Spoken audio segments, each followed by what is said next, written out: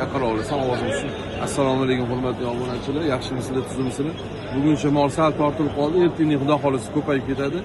Men murojaatim kafe restoranchilarga, mana bizlar bilan hamkorlik ishlayotgan kafe restoranlarga bugun bozorda mol yo'q, bozorda ko'rsatib xaladillar bo'sh turgan. Xaladillar bo'sh turgan.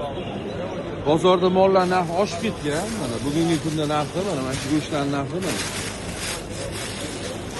Mana shu go'shtlar narxi bugungi kunda hozir 160-170 mingga chiqib ketgan. 170 mingga chiqsa ham biz o'sha kafe restoranlar bilan ishlayotganimiz uchun go'sht yo'g'ida ham olib, zarariga bo'lsa ham qilib beramiz.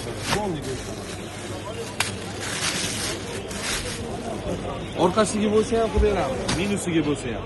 Chunki kafe restoranlarga biz doim yetkazib beramiz. Bizlar bilan hamkorlikda ishlamoqchi bo'lgan kafe restoranlarga tashab qo'yasizlar. Go'sht yo'q bo'lib buzilib qolmaydi. Yo'g'ida ham mana to'g'ri yetkazib beramiz. Hamma go'shtlarni yetkazib beramiz. E'tiboringiz uchun rahmat.